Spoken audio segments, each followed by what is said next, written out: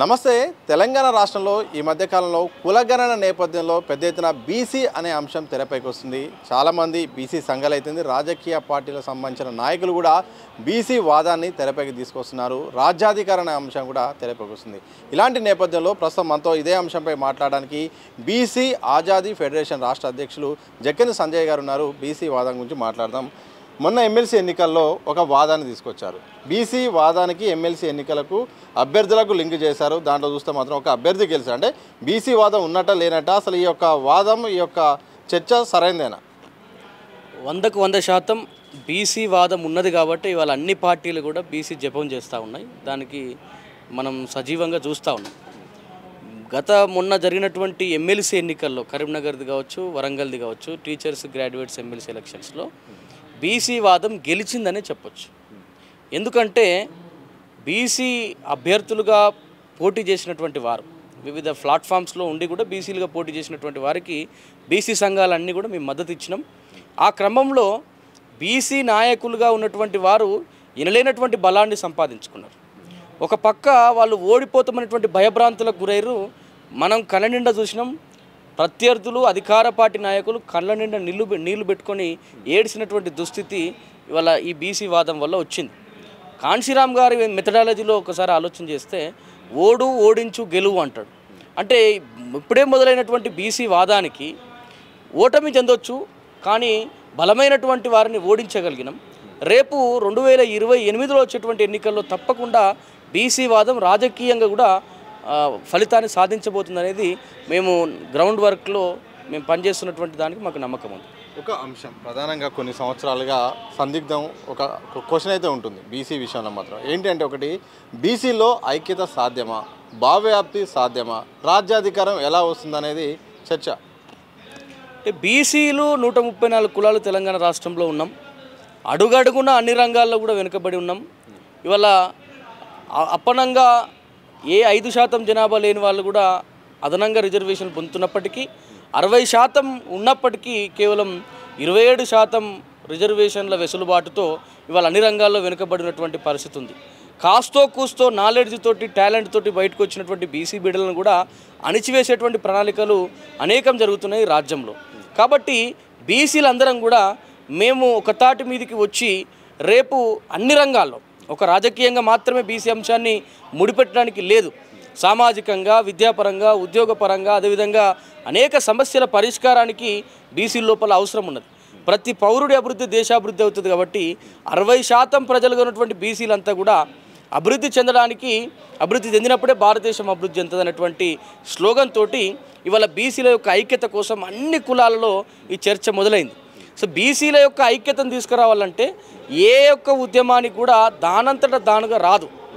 ఎవరో కొంతమంది ఉద్యమకారుల యొక్క త్యాగం వల్ల కొంతమంది ఆ యొక్క వాదం కోసం తమ యొక్క అన్నిటినీ శ్రమను, వారి యొక్క జీవితాలను ప్రాణంగా పెడితే తప్ప ఆ మూమెంట్ రాదు.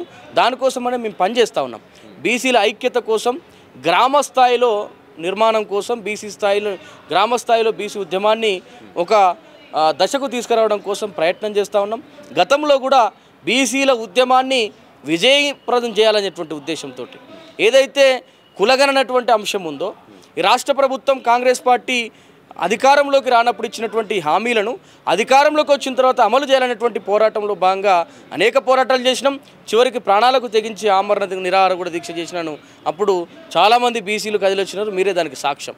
సో ఒకటి, గ్రామ స్థాయిలోకి బీసీ ఉద్యమాన్ని తీసుకుపోయి ఒక ఐక్యతను ఒక తాడు మీదికి, ఏదైతే ఒక తాడు ఉంటుంది కానీ ఆ తాడుకు పూసలు నల్లితే ఒక దండగా మారుతుంది, అట్లా పూసల దండగా మార్చాల్సినటువంటి బాధ్యత ఉద్యమకారుల మీద, సిద్ధాంతవాదుల మీద, సిద్ధాంతకర్తల మీద ఉంటుంది. కాబట్టి ఆ పనిని మేము చేస్తూ ఉన్నాం.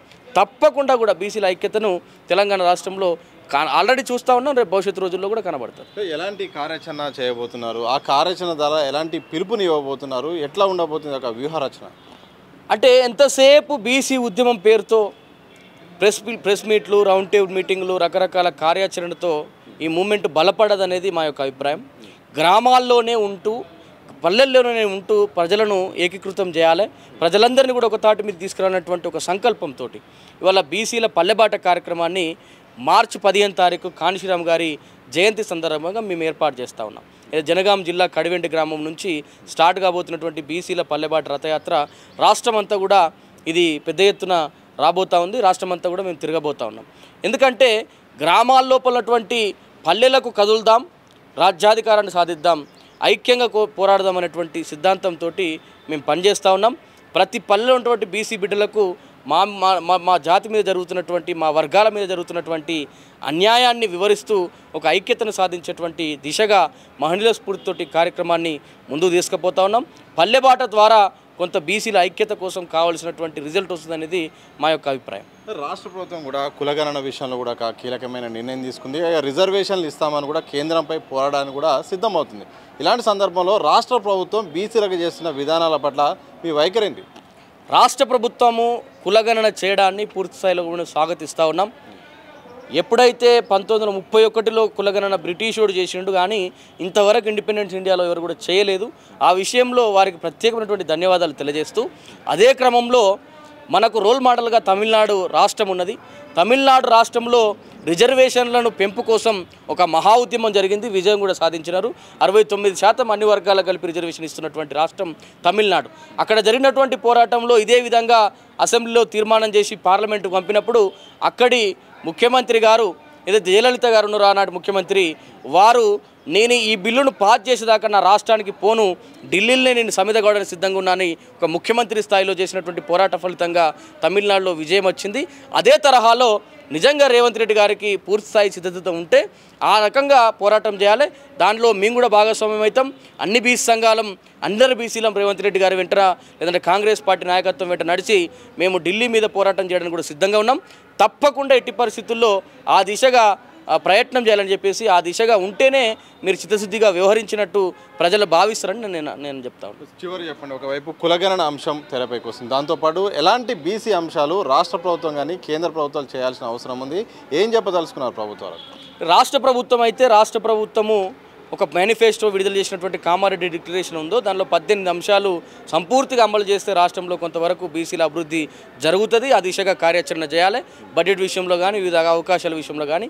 కేంద్రంలో జాతీయ స్థాయిలో జనగణన చేయక 4 ఏళ్ళు అవుతూ ఉన్నది. ప్రపంచమంతా కూడా నవ్వుతూ ఉన్నది. భారతదేశంలో లెక్కలు కట్టడానికి నరేంద్ర మోడీ గారు భయపడుతున్నారని. ఆ లెక్కల్లో కులగణన చేయాల్సినటువంటి డిమాండ్ మీద మేము చాలా కాలం నుంచి పోరాటం చేస్తున్నాం. దానికి స్పందించాలి కేంద్ర ప్రభుత్వం. అదేవిధంగా అడగక ముందే రిజర్వేషన్ల వెనుకబడినటువంటి, అది ఆర్థికంగా వెనుకబడిన వారికి రిజర్వేషన్ ఎట్లా తెచ్చిర్రో అట్లా నిజంగా బీసీ బిడ్డ అయి ఉంటే బీసీగా చెప్పుకుంటున్నటువంటి నరేంద్ర మోడీ గారు చట్టసభల్లో బీసీలకు రిజర్వేషన్ తేవాల్సినటువంటి అవసరం ఉంది. కేంద్రంలో బీసీలకు ఈనాటికి మంత్రిత్వ శాఖ లేనటువంటి ఒక దుస్థితి ఉన్నది. ఇవాళ BC commission, national BC commission, మా సమస్యలు చెప్పుకునేటువంటి వేదికగా ఉన్నటువంటి కమిషన్కు కనీసం మెంబరు లేరు. అక్కడ ఉన్నటువంటి చైర్మన్ 10వ తరగతి చదువుకున్నటువంటి వారిని పెట్టిన ఆ యొక్క చైర్మన్ సీట్లో కూర్చోబెట్టాల్సినటువంటి వారు ఎవరైతే చీఫ్ జస్టిస్లుగా, న్యాయమూర్తులుగా రిటైర్ అయిన వారిని పెట్టారు. కానీ ఈ నరేంద్ర మోడీ ప్రభుత్వం 10వ తరగతి తీసుకొచ్చి అక్కడ కూర్చోబెట్టి బీసీలను అవహేళన చేస్తూ ఉన్నది. కాబట్టి జాతీయ స్థాయిలో బీసీల అంశాల మీద చాలా అంశాలు పెండింగ్లో ఉన్నాయి. వాటన్నిటినీ కేంద్ర ప్రభుత్వం తప్పకుండా చేయాలని మేము రిక్వెస్ట్ చేస్తూ ఉన్నాం. ఈ రాష్ట్రంలో ఉన్నటువంటి బీజేపీ బాధ్యుల మీద కూడా ఆ యొక్క బాధ్యత ఉన్నది. ఇవాళ రాష్ట్ర ప్రభుత్వం చేసేటువంటి చట్టాలను పార్లమెంట్లో ఆమోదింపలు చేయాల్సినటువంటి బాధ్యత కూడా ఇవాళ కిషన్ రెడ్డి గారు, బండి సంజయ్ గారు, ఈటల రాజేందర్ గారి మీద, ధర్మపురి అరవింద్ గారి మీద ఉన్నది. బండి సంజయ్ అన్న మాత్రం రకరకాల మాటలు మాట్లాడుతున్నాడు. మొన్నటి ఎమ్మెల్సీ ఎలక్షన్ ప్రచారంలో భాగంగా ప్రెస్ మీట్ పెట్టి మేము ఈ చట్టాలు చేయం, తప్పకుండా వెనుక పంపుతామంటున్నాడు. బిడ్డ, నేను కరీంనగర్ వాసినే, తప్పకుండా కూడా నువ్వు ఎట్లా వెనుక పంపితే నిన్ను కూడా ఎంత ఢిల్లీ మీద కూర్చున్నా కూడా వెనుక పంపడానికి బీసీ ప్రజలు తప్పకుండా సిద్ధంగా ఉంటారు. అట్లా కాకుండా సంజయ్ అన్న ఒక బీసీల మీద చిత్తశుద్ధితో పనిచేయాలని రిక్వెస్ట్ చేస్తూ ఉన్నాం. ఈ యొక్క కేంద్రం ఉన్నటువంటి బీసీల అంశాలను అమలు సఫలీపరుస్తూ అదే క్రమంలో తెలంగాణ రాష్ట్రం నుంచి వచ్చేటువంటి బిల్లులను కూడా ఆమోదింపజేయాల్సినటువంటి బాధ్యత నీకు ఢిల్లీ పార్టీ నేతల మీద ఉందని నేను రిక్వెస్ట్ చేస్తా ఉన్నాను. ఇంతకుముందు ఒక అంశాన్ని తీసుకొచ్చారు, ఈ జనగణన విషయంలో మాత్రం చాలా ఆలస్యం చేస్తుంది కేంద్రం అని. ఎందుకు భయపడాల్సిన అవసరం కేంద్రంకి వచ్చింది? ఎందుకు ఈ అంశాన్ని కరోనా కారణంతో లేట్ అయింది? మళ్ళీ అలాగే పెండింగ్లో పడాల్సిన పరిస్థితి ఎందుకు వచ్చింది? కేంద్ర ప్రభుత్వానికి వచ్చిన ఇబ్బంది ఏంటి? కులగణన చేయాల్సి వస్తుంది అనేటువంటి దానికోసం భయపడుతూ ఉన్నారు. కులగణన చేయాలనేటువంటి డిమాండు చాలా కాలం నుంచి, ఎప్పుడు కాకా కలెక్టర్ కమిషన్ నుంచి కూడా వస్తూ ఉంది. బీపీ మండల్ కమిషన్ సిఫారసులు అమలు చేసినటువంటి టైంలో వీపీ సింగ్ గారు కులగణన చేస్తా అన్నప్పుడు వెంటనే బీజేపీ వారి యొక్క కూటమి నుంచి మద్దతును ఉపసంహరించినటువంటి క్రమంలో వీపీ సింగ్ ప్రభుత్వం పడిపోయింది. అయితే ఈ క్రమంలో ఎప్పుడైతే బీజేపీ పార్టీకి అధికారంలోకి రావాలన్నప్పుడు బీసీలు గుర్తొస్తారు, ఆ తర్వాత దాన్ని మభ్యపెట్టేటువంటి ప్రయత్నం చేస్తూ వస్తుంది. బీసీని ప్రధానమంత్రిని చేసినామని చెప్పేసి 2 సార్లు కేంద్రంలో ప్రభుత్వంలోకి వచ్చినటువంటి ఈ పార్టీ ఏదైతే ఉందో బీజేపీ పార్టీ, సాక్షాత్తు రాజ్నాథ్ సింగ్ గారు పార్లమెంట్లో మాట్లాడుతూ 2018 టైంలో మేము అధికారంలోకి వస్తే తప్పకుండా కూడా ఈ యొక్క కులగణన చేస్తామని వారు మాట్లాడారు.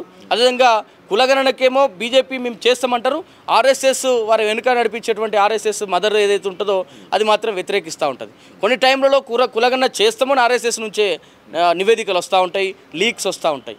స్పష్టంగా లేనటువంటి పరిస్థితుల్లో కులగణన చేస్తే దేశమంతా కూడా సామాజిక న్యాయ సూత్రాన్ని అమలు చేయాల్సి వస్తుంది. కాబట్టి దాన్ని పెండింగ్లో పెట్టడం కోసం ఉప్పెనలా ఉన్నటువంటి ఈ బీసీ ఉద్యమానికి తలొగ్గి మాత్రమే వారు ఈ నిర్ణయం తీసుకొని 4 ఏళ్ల నుంచి పెండింగ్లో పెడతా ఉన్నారని నేను భావిస్తూ ఉన్నాను.